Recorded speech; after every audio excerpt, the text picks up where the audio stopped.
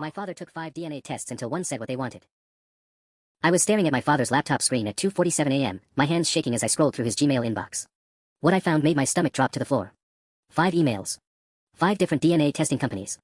Ancestry DNA, 23andMe, Family Tree DNA, MyHeritage, and some sketchy-looking lab called Quick Results Genetics I'd never heard of. The timestamps told the whole story: March 15th, March 22nd, April 3rd, April 18th, and finally May 2nd. 5 tests spread across 7 weeks. My father had been methodically shopping around for the answer he wanted. The first 4 emails all said the same thing in different corporate language: probability of paternity, 99.97%, biological relationship confirmed, results indicate subject is the biological father. Clear, unambiguous, case closed. But that 5th email from Quick Results Genetics? Inconclusive results, additional testing recommended. That was the golden ticket he'd been hunting for. 3 months ago, when Dad first announced to our family that he was getting to the truth about whether I was really his kid, I thought he was having some kind of midlife crisis. Mom had been after him for $47,000 in back child support since their divorce 2 years earlier, and suddenly he was claiming he'd always had doubts about my paternity. At 28 years old, with his green eyes and stubborn jawline, hearing him question whether I was his son felt like a punch to the gut. But it got worse. Much worse. He presented that single, inconclusive test to Judge Martinez at family court in September, printed out on official letterhead, complete with case numbers and technical jargon about insufficient DNA markers and sample degradation. His lawyer, some slick guy named Davidson, had argued that the results created reasonable doubt about paternity and that the child support order should be dismissed pending further investigation. Mom's lawyer was caught completely off guard. She'd asked for a retest, but Dad's team pushed back, claiming Mom was just trying to delay the inevitable and waste more court resources. Judge Martinez, looking exhausted from a long day of family drama, had actually reduced the support order to $200 a month, pending resolution of paternity questions. The worst part wasn't even the money. It was watching my father stand up in that courtroom and tell everyone within earshot that he'd been deceived for decades into raising another man's child. The way he looked at me that day, like I was some kind of fraud who'd been stealing his love under false pretenses, it's burned into my memory. Word spread through our extended family like wildfire. Aunt Linda stopped inviting me to Sunday dinners. My cousin Marcus deleted me on Facebook. Grandma Helen, Dad's mother who used to call me her special boy, suddenly became too busy to return my calls. Dad's new wife, Jennifer, had been posting passive-aggressive Facebook comments about the truth finally coming out and how some people will do anything for money. I'd become a pariah in my own family based on one questionable test result. But now, sitting in the dark glow of his laptop screen, I had the smoking gun. For tests proving he was my father, and evidence that he deliberately shopped around until he found one company sketchy enough to give him the answer he wanted. My phone buzzed. A text from Mom: can't sleep. Court hearing is in 2 days. I'm scared, honey.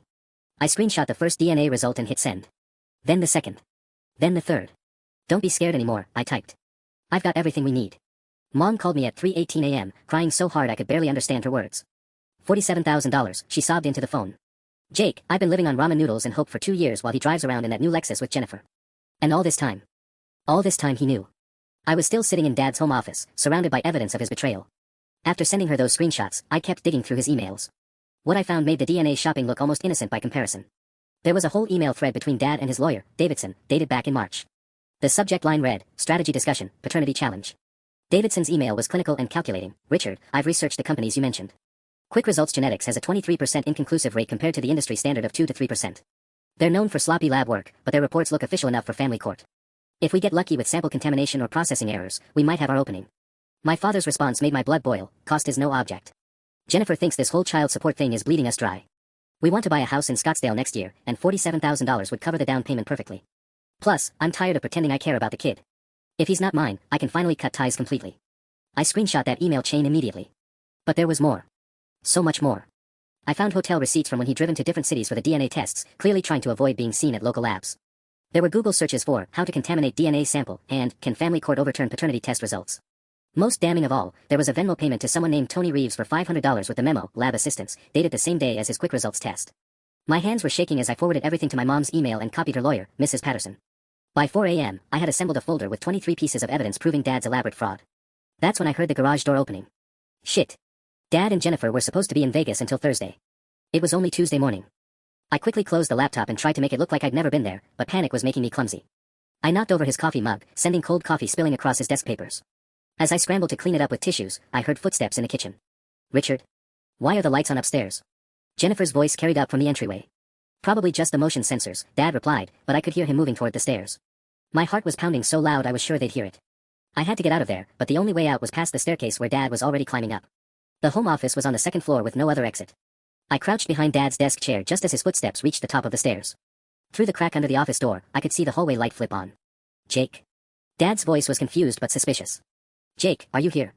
My phone was still buzzing with texts from Mom, and I desperately tried to silence it while staying perfectly still. One sound, one wrong move, and he'd know I'd found everything. The office door handle began to turn. The door creaked open and I held my breath, pressing myself as far under the desk as possible. Dad's bare feet appeared in my line of sight. He was wearing those ridiculous flamingo pajama pants Jennifer had bought him for Christmas. "That's weird," he muttered, and I watched his feet move toward the desk.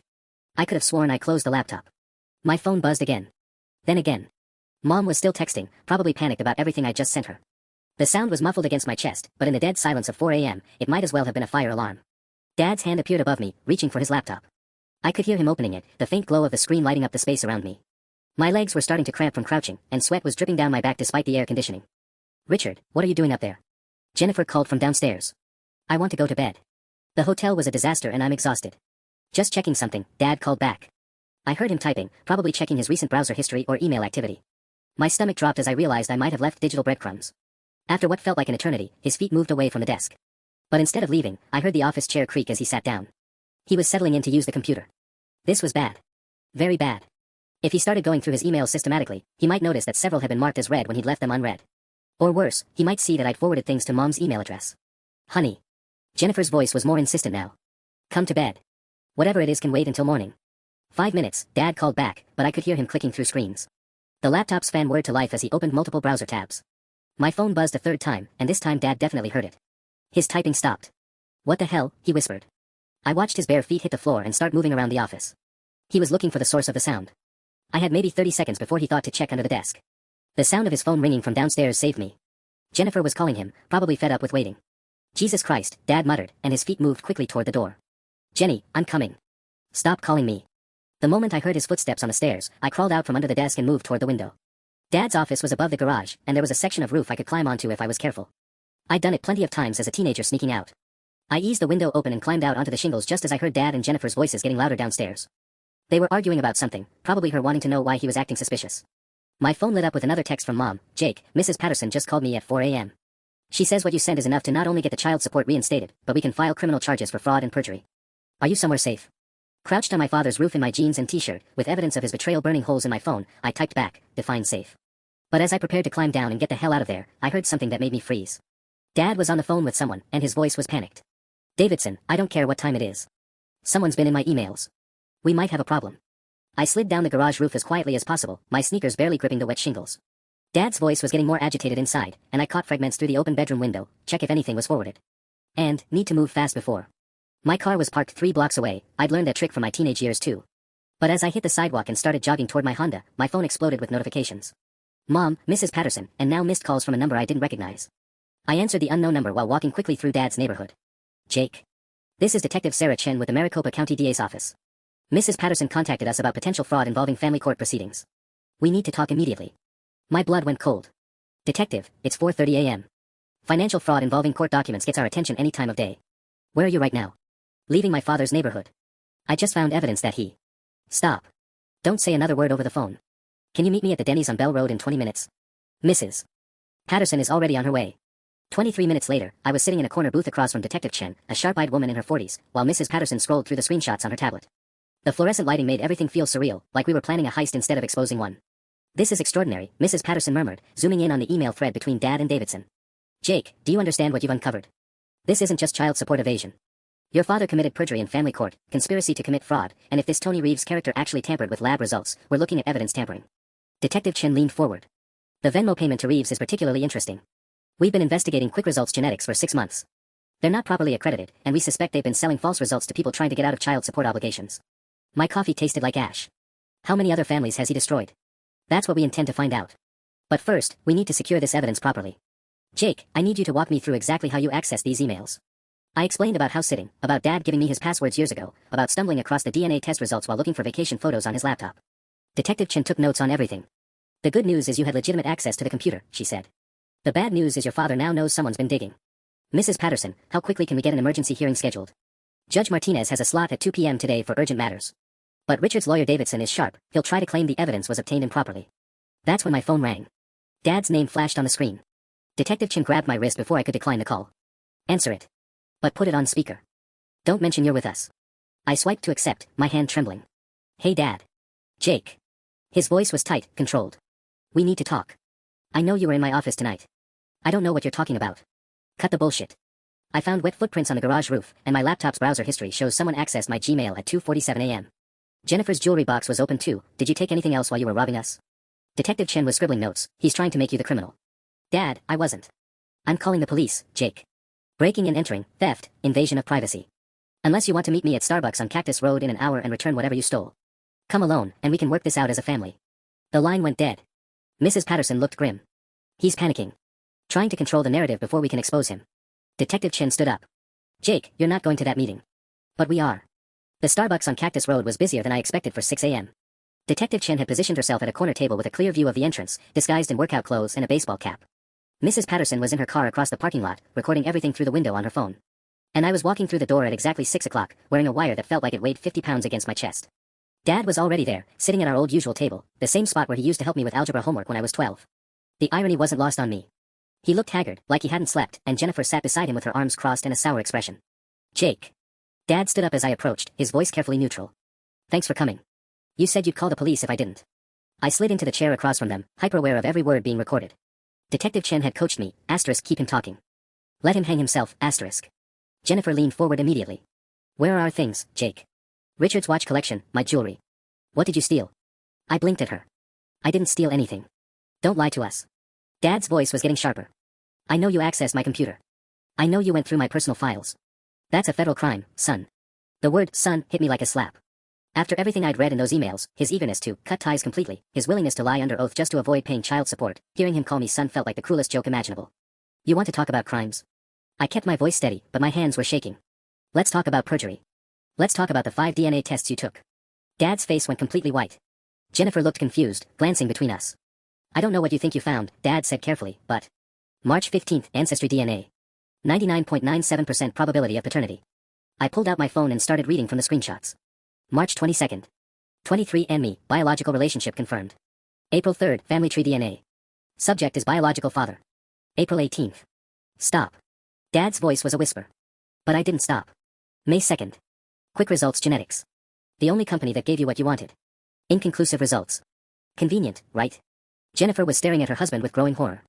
Richard, what is he talking about? You said you only took one test. You said the results proved Jake wasn't your son. He lied, I said, looking directly at her. He took 5 tests. For proved I'm his kid. He shopped around until he found a sketchy lab that would give him questionable results. Then he used that single test to try to get out of paying child support. That's not, Dad started. $500 Venmo payment to Tony Reeves. Memo, lab assistance. Same day as your quick results test. I was gaining confidence now, watching him crumble. You paid someone to tamper with your DNA sample. Jennifer's coffee cup clattered against her saucer. Richard. Tell me this isn't true. Dad looked around desperately, probably noticing for the first time how many people were in the coffee shop, how many potential witnesses were hearing our conversation. Jake, you're taking things out of context. This is between family, we don't need to. Family? I laughed bitterly. You stood up in court and told everyone I wasn't your family. You let Aunt Linda and Grandma Helen treat me like some kind of fraud. You convinced them I was trying to steal money from you. I was protecting my assets. From your own son. The words hung in the air between us. Jennifer stood up abruptly. I can't listen to this anymore. Richard, if what Jake is saying is true, if you lied to me, lie to the court. She grabbed her purse. I'm going home. Don't follow me. She stormed out, leaving Dad and me alone at the table. Around us, other customers were pretending not to stare, but I could feel their attention like heat. Jake. Dad's voice was pleading now. You don't understand the pressure I've been under. The divorce, the lawyer's fees, trying to start over with Jennifer. That money could have bought you a house in Scottsdale. I quoted his email back to him. I read everything, Dad. Including the part where you said you were tired of pretending to care about me. His shoulders sagged. For a moment, he looked like an old man instead of the larger-than-life father who used to seem invincible. What do you want? He asked quietly. I glanced toward Detective Chen's table. She gave me the slightest nod. I want you to tell the truth, I said. Starting right now. Dad stared at me for a long moment, then let out a shaky breath. You want the truth? Fine.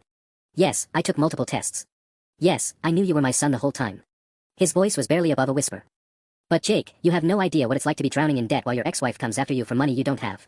You bought a Lexus last year. That was financed. Everything is financed. He ran his hands through his hair. The house, the cars, Jennifer's ring. I'm $230,000 in debt, Jake. Credit cards maxed out, second mortgage on the house. When your mother's lawyer started garnishing my wages, Jennifer threatened to leave me. I felt Detective Chen's eyes on me from across the room, reminding me to keep him talking. So you decided to commit fraud instead of getting your finances in order. I decided to explore my options. Dad's businessman voice was creeping back in, like he was pitching a deal instead of confessing to crimes. Davidson said family courts make mistakes all the time. He said if there was even a small chance you weren't mine biologically, we could get the support order overturned. But you knew I was yours. 4 tests proved it. Dad nodded miserably. After the second test came back positive, I should have stopped. But Davidson kept saying we just needed one piece of contradictory evidence. Create reasonable doubt. Quick Results Genetics has helped other clients in similar situations. My stomach turned. Other clients? You mean other fathers trying to abandon their kids? It's not abandonment if they're not actually your, he caught himself, realizing how that sounded. Jake, I never wanted to hurt you. This was supposed to be clean. Simple. The court reduces the support order, your mother moves on, everybody wins. Everybody wins except me and Mom. I leaned forward. Do you have any idea what the last 6 months have been like? Having my own family look at me like I'm some kind of imposter. That wasn't supposed to happen. I told Linda and Marcus to keep things quiet until everything was resolved. You told them I might not be your son. What did you think would happen? Dad's phone buzzed against the table. He glanced at the screen and his face went pale. It's Davidson. He's been calling all morning. Probably because he knows you're screwed. I watched him struggle with whether to answer. Go ahead. Take it. Dad swiped to accept and immediately put the phone to his ear, turning slightly away from me. But in the quiet coffee shop, I could hear Davidson's voice clearly. Richard, where the hell are you? I just got a call from the DA's office. They're asking questions about Quick Results Genetics and that Reeves character. Did you tell me everything about your arrangement with him? Dad's eyes darted to me, then around the coffee shop. I'm with Jake right now. Can we talk later? No, we cannot talk later. If they've connected you to Tony Reeves, we're looking at potential RICO charges. This thing is bigger than just your case, Richard. They think Quick Results has been running a systematic fraud operation. I felt a chill run down my spine. RICO charges meant organized crime. Federal prosecution. This was so much worse than I'd imagined. Davidson, Dad started. Listen to me very carefully, the lawyer's voice was sharp through the phone. Say nothing to anyone. Admit nothing. Get to my office immediately. But Jake has. I don't care what Jake has. We're in damage control mode now. Move. The line went dead. Dad stared at his phone, then at me. Jake, he said quietly, I think we're both in more trouble than we realized. That's when Detective Chin appeared at our table like she'd materialized out of thin air. Richard Morrison. She flashed her badge. Detective Chin, Maricopa County DA's office. I need you to come with me for questioning regarding fraudulent DNA testing and perjury in family court proceedings. Dad's mouth fell open. What? Jake, what did you do? What you should have done months ago, I said, standing up as two uniformed officers entered the Starbucks. Tell the truth. The coffee shop had gone completely silent. Every customer was openly staring now as Detective Chin read Dad his rights. I watched my father, this man who taught me to ride a bike, who'd come to my high school graduation, who'd walk me through my first job interview, get handcuffed in front of a room full of strangers. You have the right to remain silent, Detective Chin continued in her professional monotone. Anything you say can and will be used against you in a court of law. Jake, please, Dad was looking at me desperately as the officers positioned themselves on either side of him. I'm your father. You can't do this to family. That word again. Family. After everything I'd read in his emails, after months of being treated like an outsider at every family gathering, after watching him lie under oath just to save some money. You're right, I said, my voice steadier than I felt. I can't do this to family. But I can do it to someone who was willing to destroy his own son for a down payment on a house. As they led him toward the exit, Dad turned back one more time. The lawyer bills alone are going to bankrupt me, Jake. Jennifer will leave. I'll lose everything. You already lost everything, I replied. You just didn't realize it yet. The door chimed as they left, and gradually the normal coffee shop chatter resumed. But I remained standing there, shaking, as the reality of what just happened hit me. I just had my own father arrested. Mrs. Patterson appeared beside me, having entered through the back entrance. Jake, are you okay? I don't know. I slumped back into my chair. Is this real? Did I just destroy my family? Your family was already destroyed, she said gently, sitting across from me in Dad's vacated seat. Richard destroyed it the moment he decided money was more important than his relationship with you. My phone started buzzing with texts. Mom, Mrs. Patterson told me what happened. Are you safe? Then Aunt Linda, Jake, I heard Richard was arrested. What's going on? Then my cousin Marcus, dude, Facebook is blowing up about your dad. Is it true he lied about the DNA test? Word was already spreading through our extended family's gossip network at lightning speed. Mrs. Patterson, I said, looking at the string of messages, what happens now? To Dad, I mean. She pulled out her tablet and showed me a document. Detective Chin got a warrant for Richard's financial records, his phone, and his computer. They're also investigating this Tony Reeves character and Quick Results Genetics. Your father is looking at multiple felony charges, perjury, fraud, conspiracy, potentially evidence tampering. How much prison time? If convicted on all charges? 5 to 8 years. But Jake, she leaned forward seriously, there's something else you need to know. The DA thinks your case might be the tip of the iceberg. They believe Quick Results has been selling false DNA results to dozens of men trying to escape child support obligations. My coffee had gone cold, but I took a sip anyway. How many other kids like me are out there? That's what they're trying to find out. Detective Chin said they've identified at least 12 other suspicious cases in the past 2 years. Fathers who suddenly disputed paternity after years of paying support, all using results from Quick Results Genetics. The magnitude of it was overwhelming. This wasn't just about Dad trying to cheat Mom out of money. This was about a systematic scheme to help deadbeat fathers abandon their children. Mrs. Patterson, I need to ask you something. I set down my cup carefully. Am I going to have to testify against him? In court? She nodded grimly. Almost certainly. You're the key witness who uncovered the evidence. Without your testimony about finding those emails, the prosecution's case becomes much weaker. I stared out the window at the parking lot where Detective Chen's car had been. My father was probably sitting in the back of a police cruiser right now, making his phone call, likely to Davidson, who was apparently up to his neck in this mess too. What kind of daughter does this make me? I asked quietly. What kind of son sends his own father to prison? Mrs. Patterson reached across the table and squeezed my hand. The kind who refuses to let lies become the truth, Jake. The kind who stands up for himself and his mother when nobody else will. My phone rang. Jennifer's name appeared on the screen. Should I answer it? I asked. Mrs. Patterson nodded. Put it on speaker. I accepted the call. Jennifer. Jake, I just got a call from the police station. Her voice was shaking. They said Richard's been arrested for fraud. They want to search our house. They want to interview me about the DNA tests. She was crying now. Jake, I swear I didn't know. I believed him when he said you weren't his son.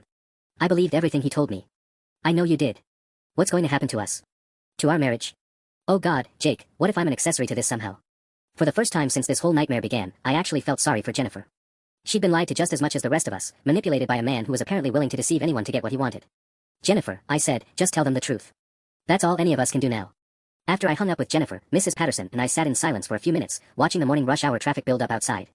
My phone kept buzzing with messages from relatives who'd heard the news, but I wasn't ready to deal with that yet. Mrs. Patterson, I said finally, there's something I didn't tell Detective Chen. Something else I found in Dad's emails. She looked up from her tablet. What kind of something? I pulled out my phone and scrolled through the screenshots I'd taken. There was an email from 3 weeks ago. Dad was corresponding with someone named Marcus Chen, not the detective, different Chen. This guy was asking Dad for advice about handling a similar situation with his ex-wife and kid. Mrs. Patterson's eyes widened. Your father was coaching other men on how to fake DNA results. It gets worse. I found the email thread and showed her. Dad gave him Davidson's contact information and recommended Quick Results Genetics. He even offered to introduce him to Tony Reeves. She read through the messages, her expression growing more serious. Jake, this suggests your father wasn't just a client in this scheme, he might have been actively recruiting other participants. My stomach dropped. What does that mean legally? It could mean conspiracy charges get upgraded to racketeering. It could mean he was a key player in this organization, not just a desperate father making bad choices. She was already dialing Detective Chen's number. We need to get this information to the police immediately. While Mrs. Patterson spoke with the detective, I scrolled through more of Dad's emails. Now that I knew what to look for, I was finding disturbing patterns everywhere. References to a support group of divorced fathers. Mentions of monthly meetings at a sports bar called Murphy's Tavern. Email addresses that all ended with the same domain, truthfulfathers.org. Jesus Christ, I whispered, opening the website on my phone.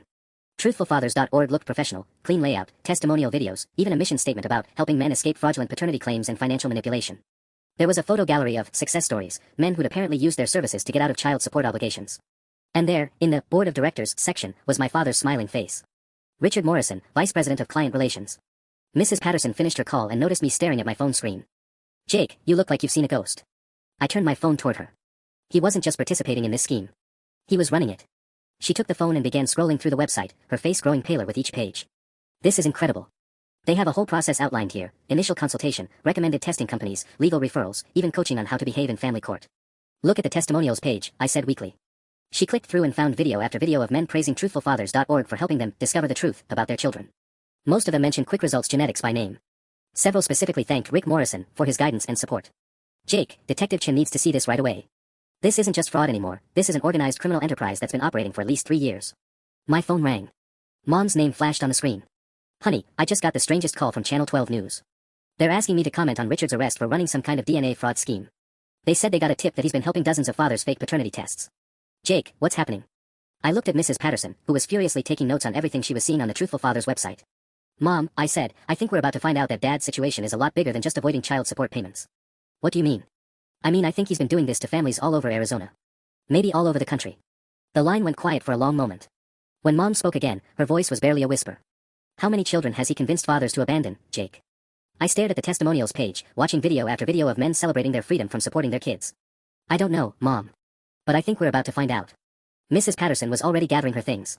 Jake, we need to get to the police station immediately. This case just became a lot more serious. As we headed for the door, my phone buzzed with a text from an unknown number. Saw the news about your dad.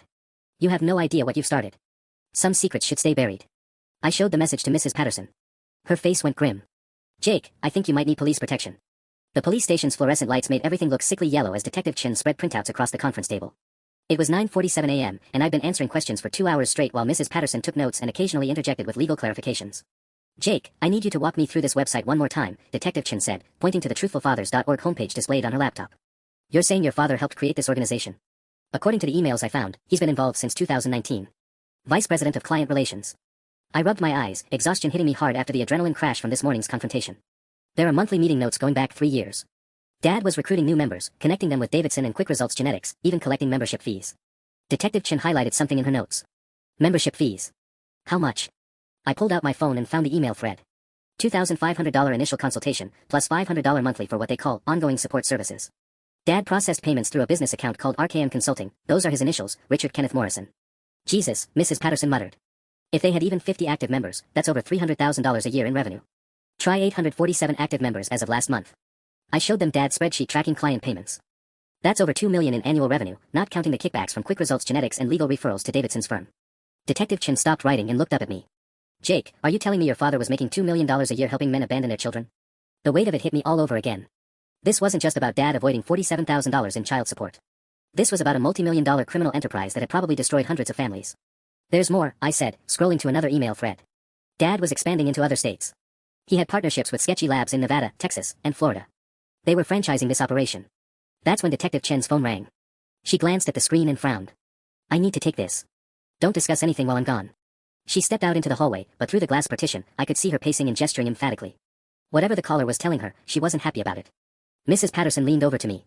Jake, I want you to prepare yourself. When this story breaks, and it's going to break soon, your life is going to change dramatically. You're going to be the whistleblower who exposed a nationwide fraud scheme. That comes with consequences.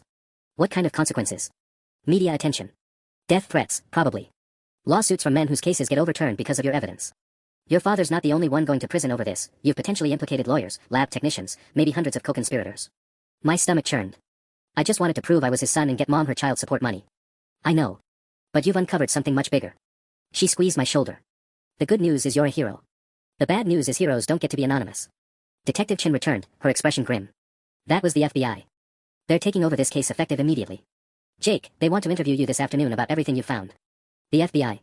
Wire fraud across state lines makes this a federal case. Plus, if Truthful Fathers was processing payments through banks, that's money laundering.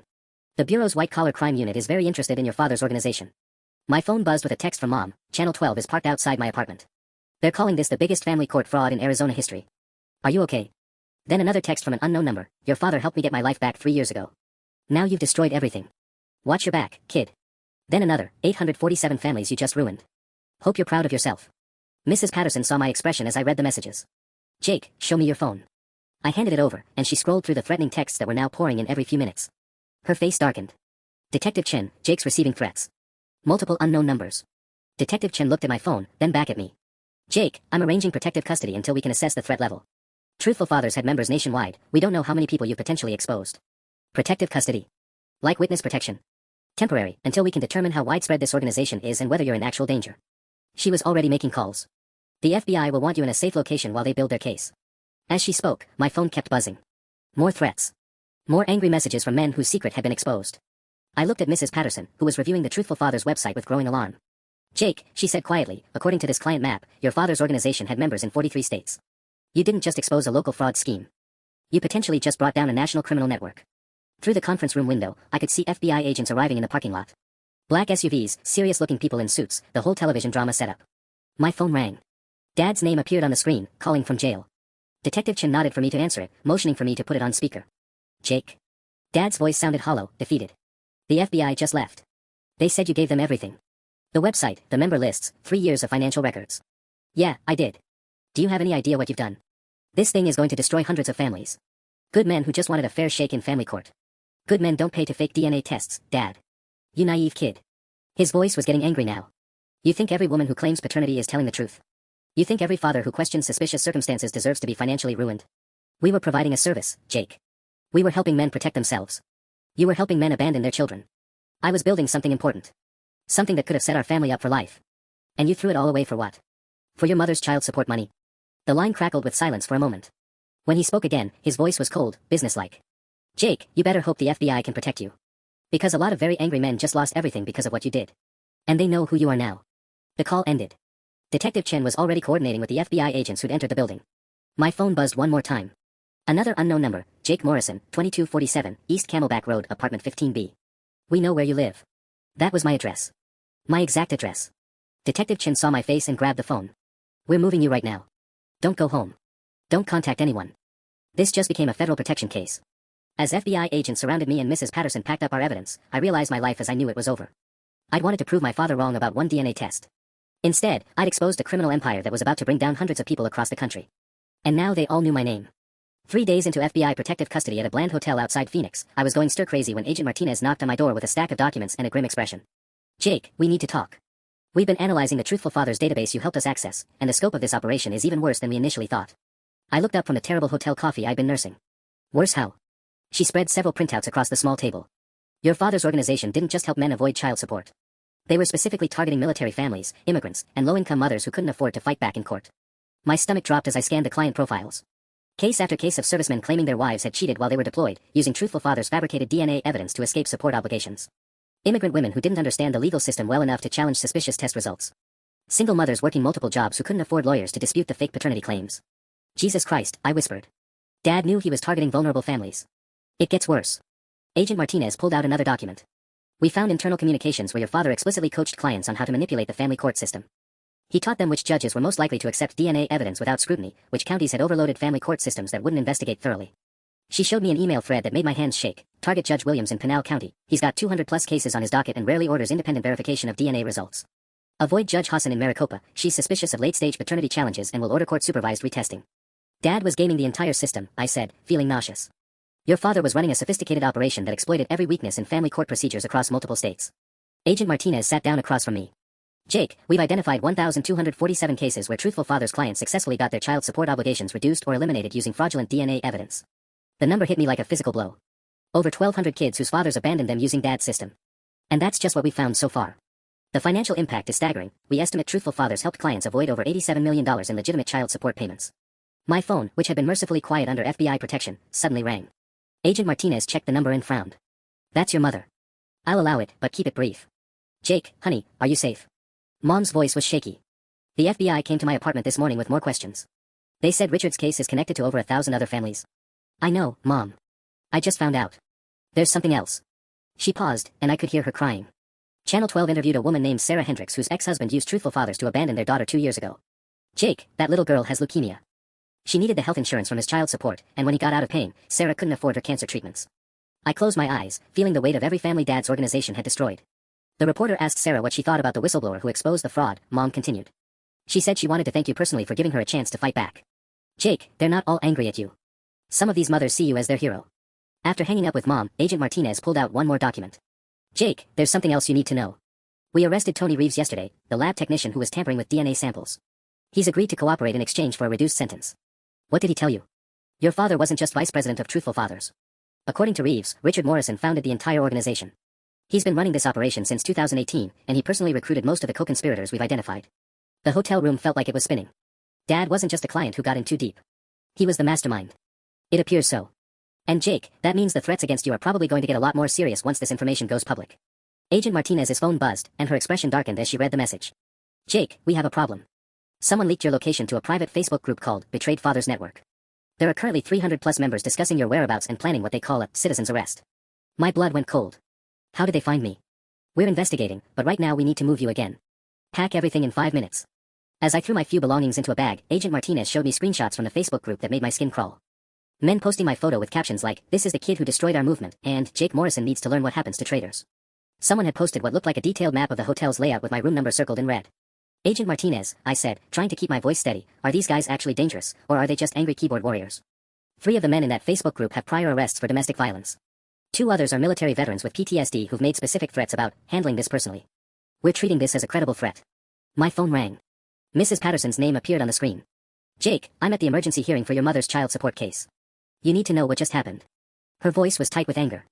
"Davidson tried to argue that all evidence against your father should be thrown out because you obtained it through illegal surveillance. But I had permission to use his computer." Judge Martinez saw right through it. "She not only reinstated your mother's full child support order, she added interest and penalties. Your father now owes $73,000 in back support." Mrs. Patterson paused. "But Jake, Davidson made some concerning statements. He implied that your safety might be compromised if you continue cooperating with federal investigators." Agent Martinez grabbed the phone. "Mrs. Patterson, this is Agent Martinez with the FBI.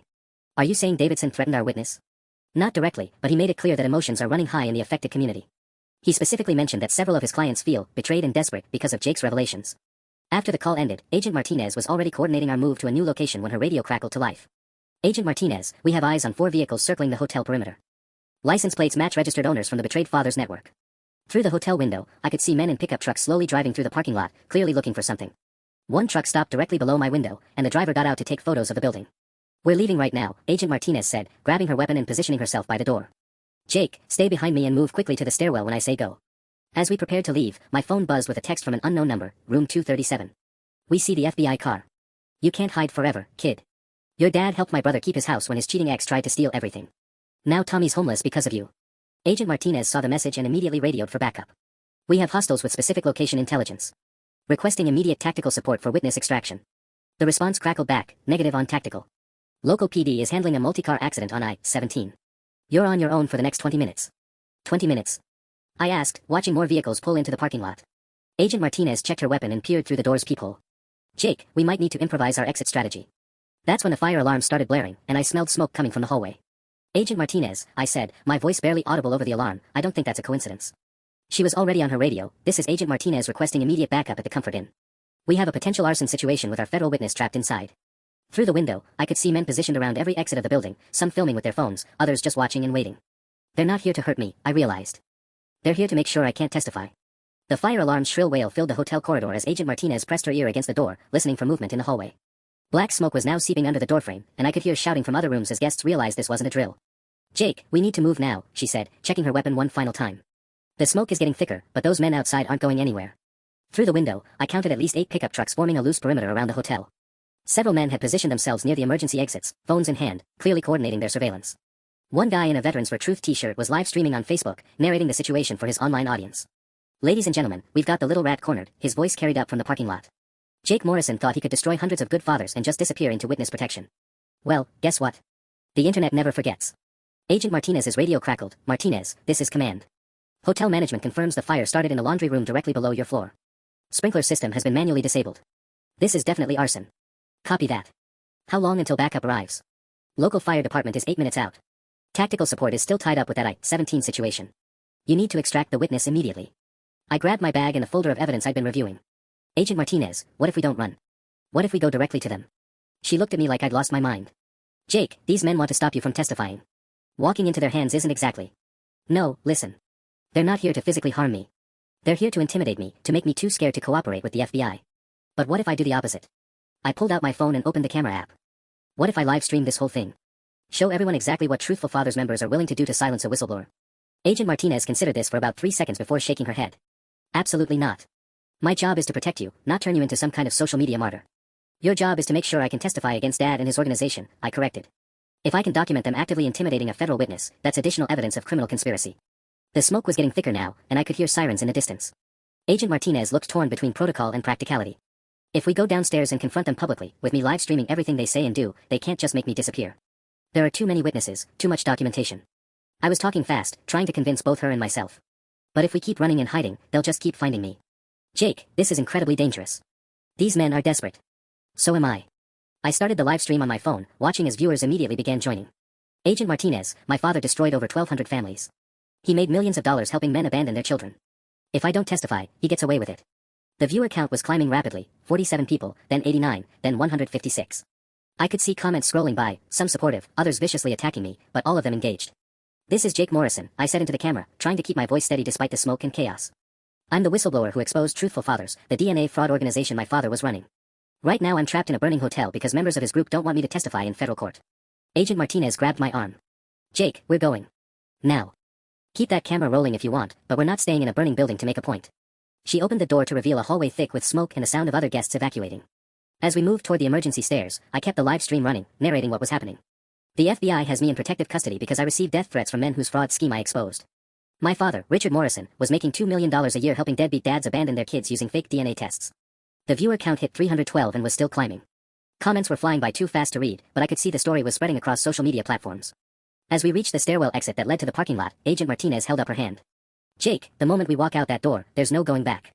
Are you absolutely sure about this? I looked at my phone screen, now showing 487 live viewers watching our every move. My father taught me that the truth always comes out eventually, I said into the camera. Let's see if he was right. Agent Martinez pushed open the door, and we stepped directly into the crowd of men who'd been hunting me for 3 days. The moment we stepped outside, the crowd of men went silent. Phone cameras immediately swiveled toward us, and I could see the Facebook live stream from the guy in the Veterans for Truth t-shirt suddenly spike with viewer notifications. There he is, someone shouted. That's Jake Morrison. Agent Martinez positioned herself slightly in front of me, her hand resting on her weapon, but I kept my phone raised, continuing my own live stream. The viewer count had jumped to over 800 people watching in real time. Jake Morrison. A heavy-set man with a gray beard pushed through the crowd, pointing at me accusingly. You little bastard. Do you have any idea what you've done to my family? Tell me, I said, keeping my phone steady. Tell everyone watching exactly what I did. You destroyed my brother's life. Mike used Truthful Fathers to prove his ex-wife was lying about paternity, and now the FBI is reopening his case. He's going to lose his house, his truck, everything. The man's face was red with rage. Mike's got 2 kids with his new wife, and now they're all going to suffer because you couldn't leave well enough alone. Agent Martinez stepped forward. Sir, you need to step back. You're interfering with a federal investigation. But more men were gathering around us, emboldened by their numbers. I recognized several faces from the Facebook group screenshots Agent Martinez had shown me. Federal investigation. A thin man in a Harley-Davidson t-shirt laughed bitterly. Lady, this kid just destroyed the only organization that was helping fathers fight back against a rigged system. You know how many good men are going to prison because of him? Good men don't fake DNA tests, I said into my phone camera, making sure every word was being recorded. Good men don't abandon their children to buy houses in Scottsdale. You self-righteous little, the bearded man lunged forward, but Agent Martinez immediately drew her weapon. Back off. Now. Her voice cut through the chaos. Everyone step back. The crowd hesitated, but I could see more vehicles pulling into the parking lot. This was escalating beyond what anyone had planned. Jake, a new voice called out, and I turned to see a man in his 50s approaching with his hands raised peacefully. Jake, my name is David Patterson. I was one of your father's clients 3 years ago. Agent Martinez kept her weapon ready but didn't aim it at him since he wasn't being aggressive. Mr. Patterson, I said, my live stream now showing over 1,200 viewers, tell everyone why you used Truthful Fathers. Because I was desperate, he said simply. My ex-wife was asking for $800 a month in child support for a kid I suspected wasn't mine. I couldn't afford a lawyer, couldn't afford proper DNA testing, and your father offered me a solution for $3,000. And was the child yours? David Patterson's face crumpled. Yes. Yes, he was mine. The legitimate DNA test the FBI ordered last week proved it. I abandoned my own son for 3 years because your father sold me a lie. He looked around at the other men. Jake didn't destroy our families. We did that ourselves when we believed Richard Morrison's promises. The crowd was getting restless, but Patterson's confession had clearly shaken some of them. A few men were backing away, apparently reconsidering their presence here. That's different, the bearded man shouted. My brother's situation was legitimate. His ex really was cheating. Then he should have gotten a real DNA test from a real lab, I replied, still filming. Not paid my father $2,500 to fake one. Fire trucks were finally arriving, their sirens drowning out the argument. Agent Martinez grabbed my arm. Jake, we need to move. Now that the fire department's here, this crowd is going to scatter, and we'll lose our chance for a clean exit. But as we started walking toward her vehicle, my phone rang. The caller ID made my blood freeze. Dad, Maricopa County Jail. The crowd saw my expression and went quiet again, sensing something significant was about to happen. Answer it, Agent Martinez said grimly. Put it on speaker. With 1,400 people now watching my live stream, I accepted a call from my father. Jake. Dad's voice crackled through the phone speaker. I can see you on Facebook right now. You're live streaming with my clients outside that hotel. Your former clients, Dad. The ones who are angry that I exposed your fraud operation. Jake, listen to me very carefully. His voice was urgent, desperate. You need to stop this right now. Davidson just called me from federal lockup. They arrested him an hour ago. The FBI found evidence that Truthful Fathers was being investigated by the IRS for tax evasion. This isn't just about DNA fraud anymore. The crowd was hanging on every word, and I could see several men starting to look genuinely worried. What are you talking about, Dad? The FBI thinks Truthful Fathers was a money laundering operation. They think we were processing payments for other criminal activities beyond just the DNA fraud. Jake, if they prove RICO violations, everyone who ever paid us money could be charged as co-conspirators. The silence in the parking lot was deafening. Every man standing around us had just realized they might not be angry victims, they might be federal defendants. The parking lot erupted into chaos as Dad's words sank in. Men who'd been shouting at me moments before were now frantically making phone calls, their voices overlapping in panic. Rico? Are you serious? The bearded man was pacing in circles, his phone pressed to his ear. Diane, get me that lawyer's number from your cousin. Now. Jake, Dad's voice continued through my phone speaker, you need to tell those men to get lawyers immediately. The FBI is going to start arresting Truthful Fathers clients within the next 48 hours. Agent Martinez was rapidly texting on her phone, clearly coordinating with her team about this new development. The fire trucks had arrived and firefighters were entering the hotel, but nobody seemed to care about the actual fire anymore. Dad, are you saying everyone who paid you money is going to be charged with racketeering? Not everyone. But anyone who made multiple payments, anyone who recruited new clients, anyone who helped coordinate meetings. His voice broke. Jake, I kept detailed records of everything. Membership levels, payment histories, referral bonuses. It's all in the database you gave the FBI. David Patterson, who'd confessed to using Dad's services, went pale. I referred 2 of my coworkers to Truthful Fathers. I got a $200 bonus each time. Does that make me a recruiter? Probably, Agent Martinez said grimly, ending her text conversation. Jake, I just got confirmation from my supervisor. The FBI's Financial Crimes Unit has been building parallel cases against 127 Truthful Fathers clients for conspiracy and money laundering. The live stream viewer count had exploded to over 3,000 people, and I could see the story trending on Twitter. Hashtag truthful fathers and hashtag DNA fraud were both climbing the trending topics list. This is insane, I said into the camera. My father didn't just run a fraud scheme. He apparently turned his clients into unwitting co-conspirators in a federal racketeering case. One of the men who'd been filming me suddenly stopped recording and started deleting files from his phone. I never paid them nothing, he announced loudly. I was just here supporting a friend. I got nothing to do with any of this. But the thin man in the Harley t-shirt grabbed his arm. Don't be an idiot, Mark. The FBI already has all the financial records. Deleting your phone isn't going to help. Dad, I said, bringing the phone closer to my mouth, how many of these men are going to prison because of what you did? The line was quiet for a long moment. When he spoke again, his voice was hollow. I don't know, son. I really don't know. The prosecutors are saying it depends on how much cooperation they provide. Agent Martinez stepped closer to me. Jake, ask him about the IRS investigation.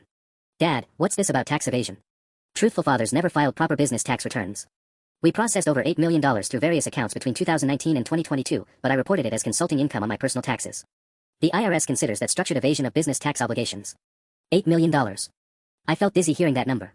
My father's operation was even bigger than the FBI had initially calculated. Jake, one of the younger men called out, if we cooperate with the FBI, if we testify against your father, can we avoid federal charges? Agent Martinez answered before I could. That depends on your level of involvement and the information you can provide. But I'd strongly recommend all of you contact federal defense attorneys immediately. My phone was buzzing with notifications as the live stream continued breaking viewer records. News outlets were starting to pick up the feed, and I could see reporters arriving at the hotel. Dad, I said, I have one more question for you. What, Jake? Was any of it real? Did you ever actually care about me, or was I just collateral damage in your business plan? The silence stretched so long I thought the call had dropped. Finally, he whispered, I'm sorry, son. I'm so sorry. That's when Agent Martinez's radio crackled with an urgent message that made everyone in the parking lot freeze. All units, be advised. Federal warrants have been issued for immediate arrest of 73 Truthful Fathers members. Local PD is en route to execute arrests. The sound of approaching sirens filled the air, and suddenly every man in that parking lot realized they weren't just angry protesters anymore, they were potential fugitives. 6 months later, I sat in the federal courthouse watching Judge Patricia Hendricks read the final sentencing for United States versus Richard Morrison and Truthful Fathers criminal enterprise. Dad looked 20 years older in his orange jumpsuit, his hair completely gray now, shoulders slumped in defeat. Mr. Morrison, Judge Hendricks said, her voice carrying the weight of justice, your organization defrauded 1,847 families across 43 states, helping defendants avoid $127 million in legitimate child support obligations. You personally profited $3.2 million while facilitating the abandonment of children. The gallery was packed with mothers and children whose lives had been destroyed by Dad's scheme. Sarah Hendricks, the woman Mom had mentioned whose daughter had leukemia, sat in the front row holding her now healthy 8-year-old. They'd gotten their father's back child support reinstated after my evidence proved he was definitely the biological parent. For your role as founder and leader of this criminal enterprise, Judge Hendricks continued, I sentence you to 12 years in federal prison, followed by 5 years supervised probation. You are ordered to pay $127 million in restitution to the affected families. Dad's head dropped to his chest. 12 years. He'd be 67 when he got out. Davidson, his lawyer, had gotten 8 years after cooperating with prosecutors. Tony Reeves, the lab technician who actually falsified results, received 6 years. Of the 127 Truthful Fathers clients initially charged with racketeering, 89 took plea deals and received sentences ranging from probation to 3 years in prison. The remaining 38 went to trial and got much harsher sentences. Jake Morrison, Judge Hendricks called out, would you please stand? I rose from my seat next to Mrs. Patterson, my legs shaky. The past 6 months had been a whirlwind of congressional hearings, FBI interviews, and media appearances. My live stream from the hotel parking lot had been viewed over 2 million times and sparked a nationwide investigation into family court fraud. Mr. Morrison, your courage in exposing this criminal enterprise has led to the recovery of $89 million in back child support for families across the country. The Department of Justice estimates that over 1,200 children will now receive the financial support they were legally entitled to. She paused, looking directly at me. Additionally, your evidence has prompted legislative reforms in 31 states requiring independent verification of all DNA evidence submitted in family court proceedings. You have quite literally changed the system that enabled this fraud. The applause from the gallery was overwhelming. I saw Mom in the third row, crying and smiling simultaneously. She'd received her full $73,000 in back support plus interest. Dad's seized assets had been liquidated to pay restitution. After the hearing, I walked outside into the Phoenix sunshine where reporters were waiting with their usual questions about healing, forgiveness, and what came next. Jake, do you have any final words for your father? Channel 12's Rebecca Martinez asked. I thought about that for a moment, remembering the man who'd taught me to throw a curveball, who'd helped me practice job interviews, who'd also been willing to destroy our entire family for money. I hope he uses the next 12 years to figure out the difference between being a father and being a sperm donor, I said. Because it took me exposing a nationwide criminal conspiracy to learn that biology doesn't make you family, loyalty does. As I walked away from the courthouse, my phone buzzed with a text from David Patterson, the Truthful Father's client who'd confessed in that hotel parking lot. He'd gotten probation and had been rebuilding his relationship with his son. Jake, wanted you to know I'm coaching Tommy's Little League team this season. Thank you for giving me the chance to be his real father. Sometimes the truth costs everything. But sometimes, everything is exactly what needed to be paid.